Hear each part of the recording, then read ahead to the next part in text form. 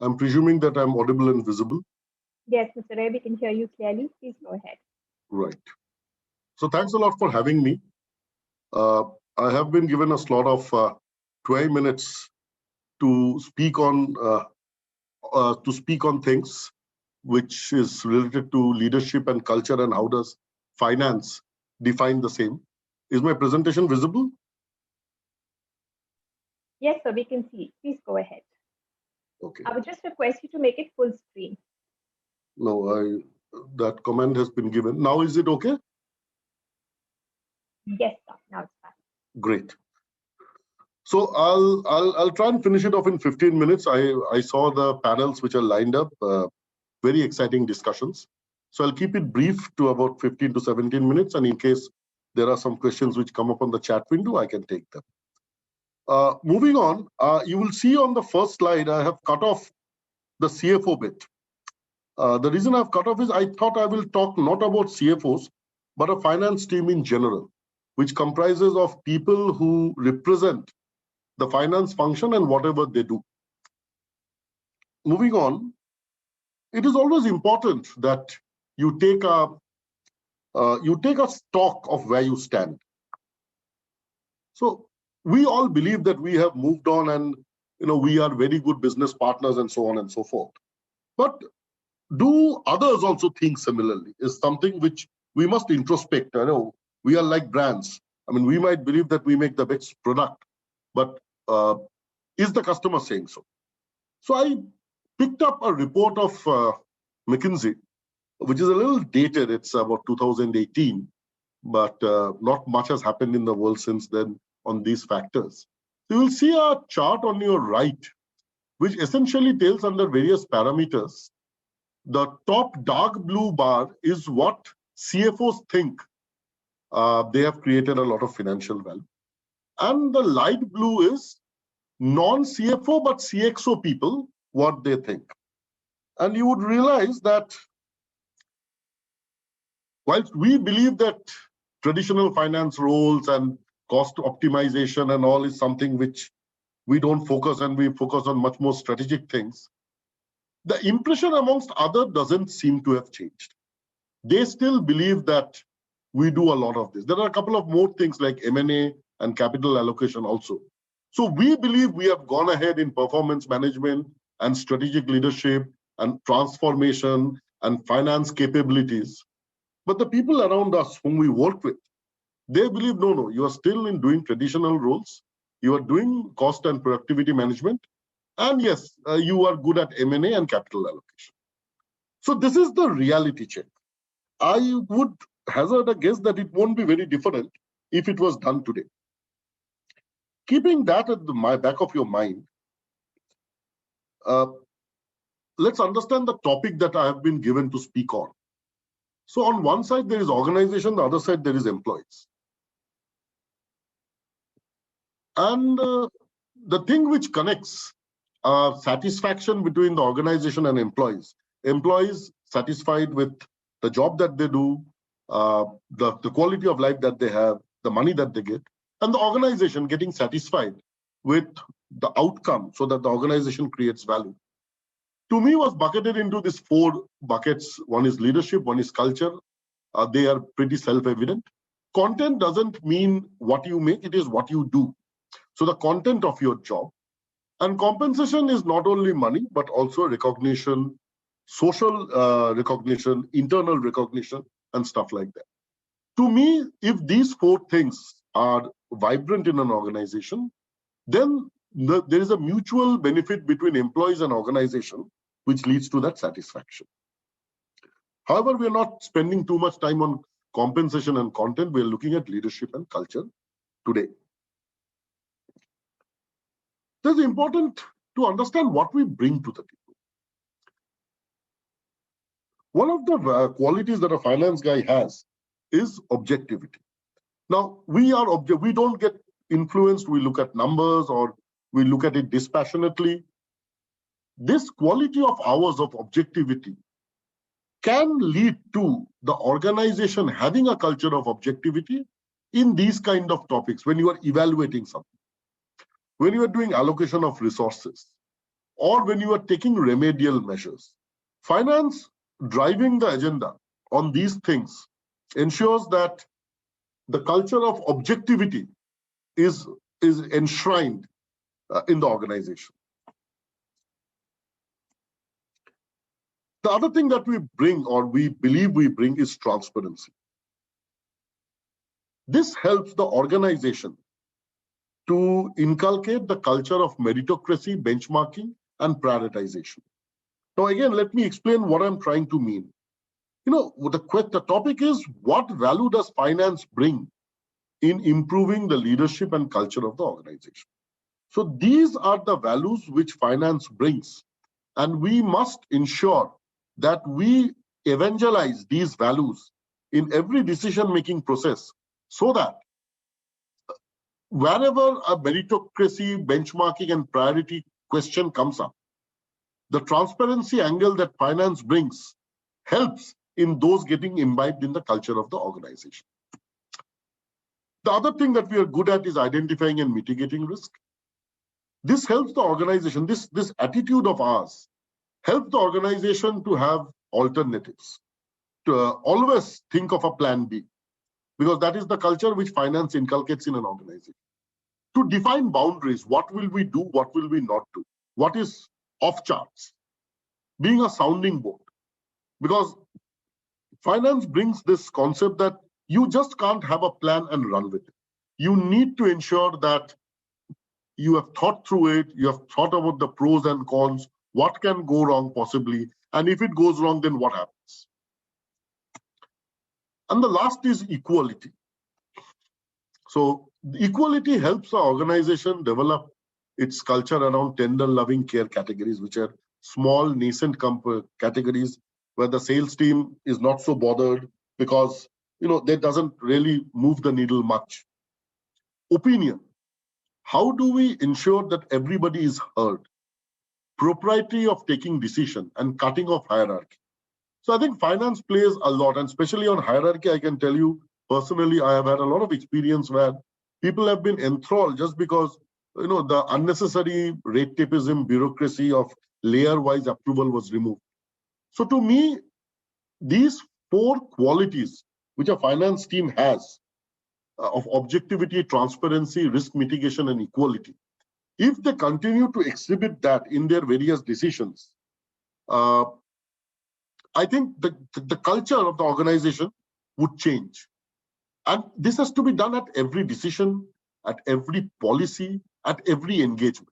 So objectivity, transparency, risk mitigation, and equality, these 4 as applicable should be utilized and exhibited in the organization process. I move to 2 points which I wanted to touch upon further. Right to sit on a table versus right to talk. These 5 things, and there you can add another 50. These are things which allows us a right to sit on the table. So very good at your work, your domain credentials are excellent. Whatever is expected, you deliver. You highlight risk. You manage your stakeholders, whether internal or external. And reasonable knowledge of the business as to what do we make, what do we buy, what do we sell.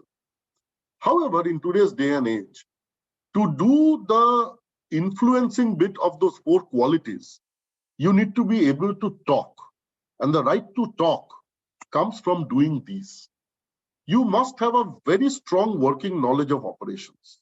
To give an example, you should exactly know how your dealer or distributor places order. You should exactly know how your material resource planning runs. You should exactly know how does HR do the appraisal distribution curve, very topical in the current times. We must be able to bring topics to the table, topics which are pertinent, and we must explain why conversations should happen around those pertinent topics, as opposed to only delivering on work commitments. Instead of highlighting risks, we must present mitigation plans with opinion. We must stick our neck out and say, I believe we should do this to mitigate this risk, or we should not bother about mitigating this risk. And that can come only when you have reasonably good working knowledge of operations. We must initiate difficult conversations with logic. And last but not the least, there must be an extreme form of customer centricity. We should exactly know why our product or service is good or not good, which segment, what market share. I think if you do these 5, then we have a right to talk. And if we have a right to talk, then we can influence through our things of objectivity, transparency, equality, and the likes. I was told to briefly talk about my experience, but the time was very short. So I'm skipping that, but I'm giving some examples. Where can you do this? When there's a discussion about pricing or innovation, what you can do is you can show your customer centricity, your business alignment, and not look at financial numbers. Authority matrix, I again repeat it, hierarchy is the biggest pain point for people who work in an organization. You must showcase that you don't want to do authorization for the sake of authorization. I mean, internal financial control is fine, but it has to be pragmatic. You can show your objectivity and transparency by insisting on external inputs on performance evaluation. For example, let's say some of you have an investor relations guy who's working under you. Get him rated by the sell side and the buy side analysts. Make a panel of 15 and tell them to rate that person. There is somebody who's handling sales finance. Take a panel of 20 dealers and ask him to rate that guy. We must. So these are things which we should do. And I know the incidence has come down significantly, but as finance guys, we have this habit that the marketing guy wastes money and the supply chain guy is making unnecessary capacity and doing. We should stop this. We should not be holier than thou, that everybody other than us is up into wasting money. Only we are the ones who care for the company. That is essentially not true. Or at least consider them not like that unless proven otherwise. No advice, just have you considered. So these are some examples where I showed that objectivity, transparency, equality, these are things which can be put in. Because we are talking of where will finance go, and this is a topic on digitization. And I think digitization is a very important part of what finance is going to happen. But I'll take a little next 3 to 4 minutes before I wind up to give you a thought, and it is for you to take it or leave it. So I will show you some words.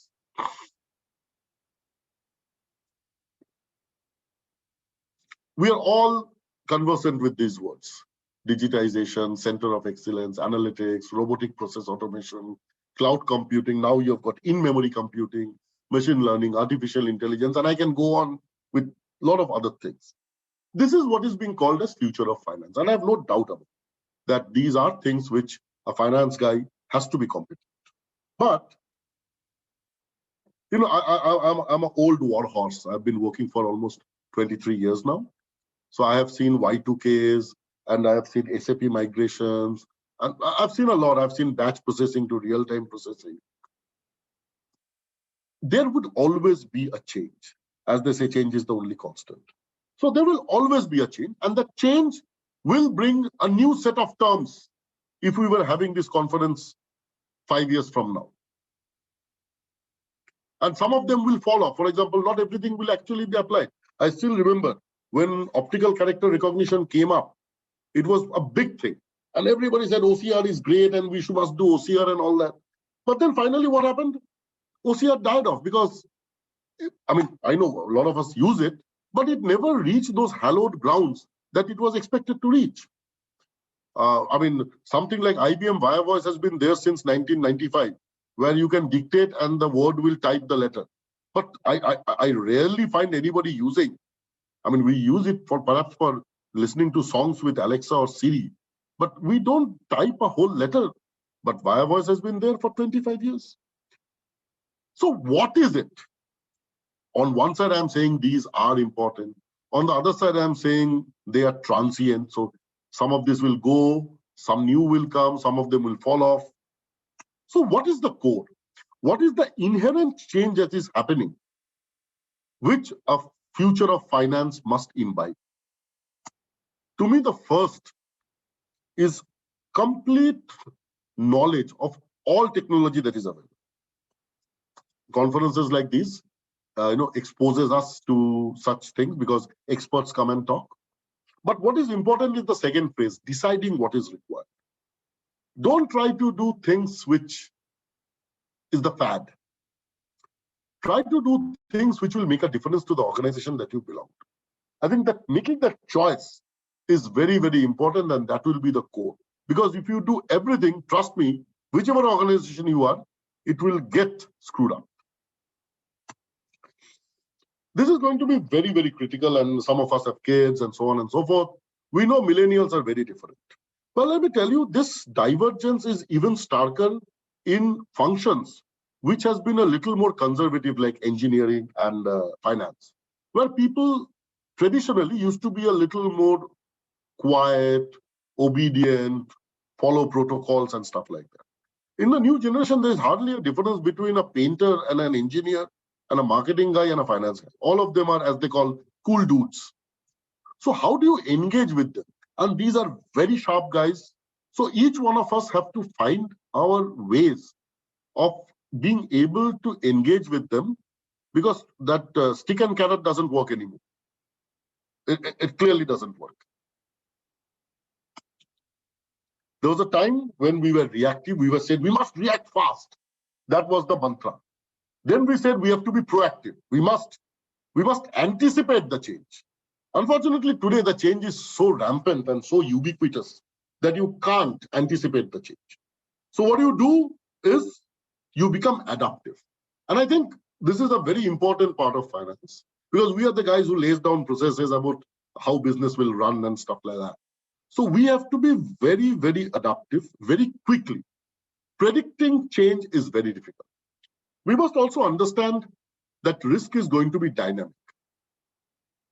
It has always been dynamic. It has become even more dynamic. And it is very important to disrupt yourself, whether it is business, it is process, it is ways of working, whatever.